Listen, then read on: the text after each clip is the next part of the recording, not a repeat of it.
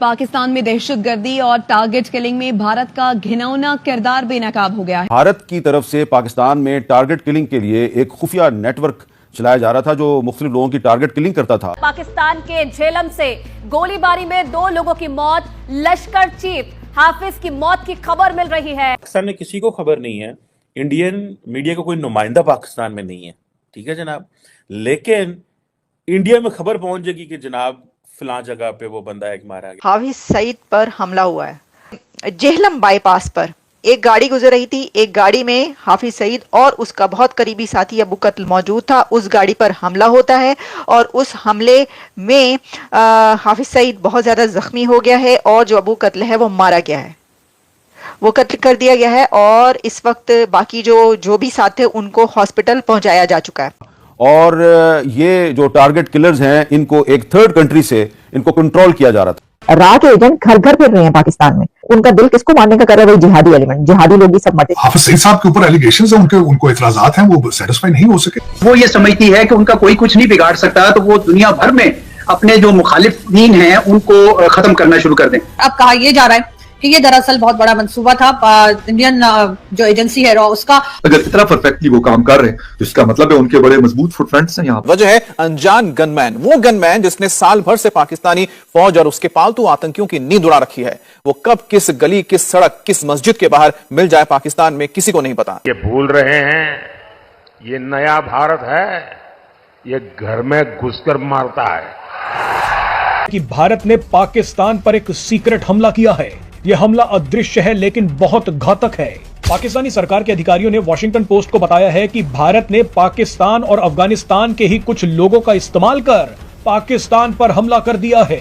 भारत के कहने पर पाकिस्तान और अफगानिस्तान के कुछ लोगों ने आतंकियों को मारना शुरू कर दिया है। अखबार ने दावा किया है कि पाकिस्तान में ऐसे 6 हाई प्रोफाइल आतंकी मारे जा चुके हैं और भारत की खुफिया एजेंसी अफगानिस्तान और पाकिस्तान के लोगों का इस्तेमाल करके इन आतंकियों को मरवा रही है। अब जाहिर बात है पाकिस्तानी हैं, बिक गए, अपने मुल्क के लोगों को मारने के लिए बिक गए।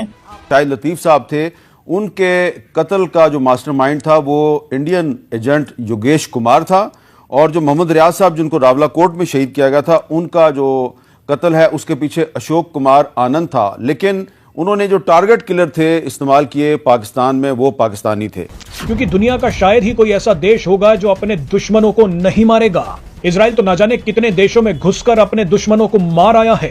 अमेरिका तो अपने स्वार्थों के लिए कई देशों को निगल गया है। ऐसे में अगर भारत पर आरोप लगाए जा रहे हैं कि वो अपने दुश्मनों का सफाया कर रहा है तो इसमें गलत क्या है? इंडिया मार रहा है तो फिर तो ये हमारी नंबर 1 एजेंसी ये किधर गई भाई? किधर आप क्या सद्दू पी के सोए में? अब क्या हो गया आपको? आप अपने सेफ हाउसेज में भी इनको नहीं डिफेंड कर सकते, तो ये ऐसा नहीं हो सकता। इतनी लूटनी पड़ी, नंबर 1 ना हो, नंबर 10 भी हो, इतनी लूटनी पड़ी कि सेफ हाउस में घुस के 1 नहीं 2 नहीं 5 10-12 फुड़का दी। जय हिंद दोस्तों, जिस तरह भारत के दुश्मन कनाडा में मारे जा रहे हैं उसी तरह कोई भारत के दुश्मनों को एक एक करके पाकिस्तान में भी मार रहा है। पाक मीडिया कह रही है कि पाकिस्तान में आतंकी हमले हो रहे हैं और लोगों को चुन चुनकर मारा जा रहा है। इसके पीछे भारत की इंटेलिजेंस एजेंसी रो के लोग हैं।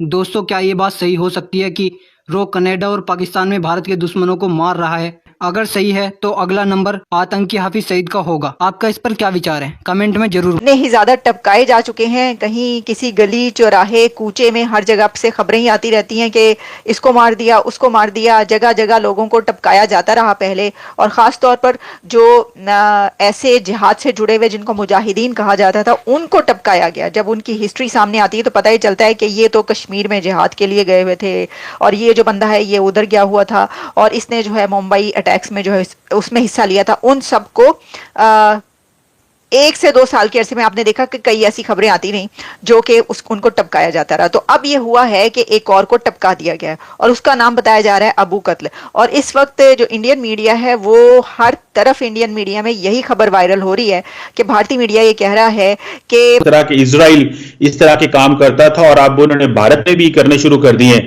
मैं समझता हूं कि भारत का ये सारे का सारा जो नेटवर्क था ये एक्सपोज हो गया है शामी साहब। उसकी वजह यह है कि पाकिस्तान तो बहुत पहले से लगा हुआ कह रहा था कि देखें इंडिया पाकिस्तान के अंदर ऐसे लोगों को टारगेट कर रहा है। शामी साहब, आपको पता है पिछले साल कतर ने 9 नेवी के जो इंटेलिजेंस के लोग थे उनको पकड़ा, सजाए मौतें दी। नरेंद्र मोदी ने जाके स्पेशल रिक्वेस्ट की कतर से और उनको माफ किया गया। मैं कतर की बात कर रहा हूं।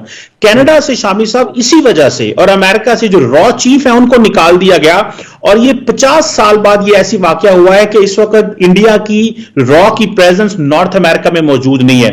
शामी साहब, पाकिस्तान तो शोर मचा रहा है, बात कर रहा है इंटरनेशनल कम्युनिटी को कि स्टेट स्पॉन्सर ऑफ टेररिज्म इसे कहते हैं कि आप किसी किराए के कातिल को पकड़ते हैं और दूसरे मुल्क में जाके सिस्टमैटिकली कत्ल करना शुरू कर देते हैं। शामी साहब, पाकिस्तान तो अपनी बात कर रहा है, लेकिन आपको पता है कि मालदीव्स के अंदर अभी वॉशिंगटन पोस्ट की कल की रिपोर्ट है कि इंडिया नहीं चाहता था कि मौजूदा सदर प्रेसिडेंट मोहम्मद मुइज़्ज़ू आए और वो फॉर्मर प्रेसिडेंट नशीद और साले को लेके आना चाहते थे और उस सिलसिले में $6 मिलियन, ये वॉशिंगटन पोस्ट कह रहा है कि $6 मिलियन भी रख लिए गए थे कि अगर नशीद जीत भी गया तो उसको इंपीच करे। सो इंडिया के ये जो फुटप्रिंट्स हैं, जिसमें वो नॉर्थ अमेरिका में भी एक्सपोज हुआ है, मिडिल ईस्ट में शामी साहब एक्सपोज हुआ है और साउथ एशिया में इस वक्त बांग्लादेश के अंदर इंडिया आउट कैंपेन चल रही है। सो अभी देखना यह है कि इंटरनेशनल कम्युनिटी को, particularly north America, Canada, America और यूरोप को देखना है कि क्या वो एक ऐसी रियासत जो दूसरे मुल्कों में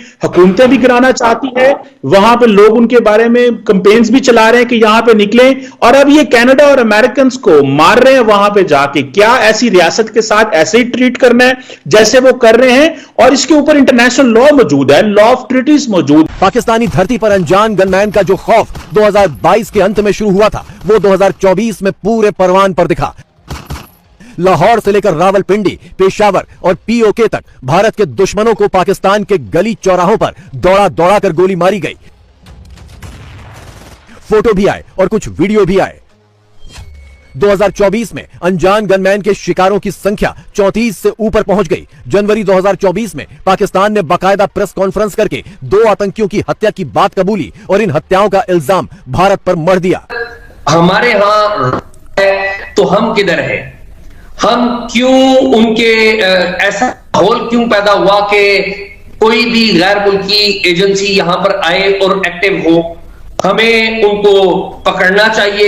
एक आध बंदा हमने पकड़ा हुआ है, लेकिन अगर इतने वाकयात हो रहे हैं तो उस जिम्मेदारी तो फिर उन्हीं लोगों के ऊपर आएगी जो ये कहते हैं कि हम नेशनल सिक्योरिटी के अस्पताल में।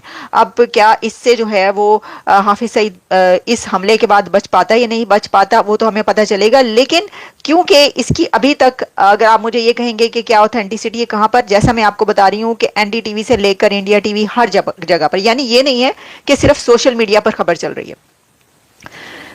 देखें, एक ये होता है कि सोशल मीडिया पे खबर चल रही है तो भाई आपने सोशल मीडिया से खबर उठा ली, लेकिन जैसा कि मैं आपको बता रही हूं कि सोशल मीडिया पर तो ये खबर चल ही रही है, लेकिन ये बहुत ज्यादा तेजी से वायरल हो रही है तमाम बड़े टीवी चैनल्स पर इंडिया के। तो देखते हैं कि अब दूसरी तरफ हमसाये में ये वाली खबर चैनल्स पर तो नहीं आ सकती, ना ही आएगी, लेकिन मीडिया, सोशल मीडिया पर जो है ये होना शुरू हो जाएगी और होनी शुरू हो गई है। दोस्तों, आज पाकिस्तान से एक अच्छी खबर आ रही है। पिछले कई महीनों से पाकिस्तान में बड़े बड़े आतंकवादी और उनके गुर्गे मारे जा रहे हैं। उससे ये लगता है कि ये खबर सही हो सकती है। ऐसा लगता है कि इन आतंकवादियों को खुद पाकिस्तान की ISI ही मरवा रही है और ये सब पाकिस्तान को FATF से बचाने के लिए हो रहा है, क्योंकि ये आतंकवादी अब भारत में हमले नहीं करवा पा रहे हैं। इसलिए इनसे छुटकारा पाने के लिए पाकिस्तान इन आतंकवादियों को खुद मार रहा है।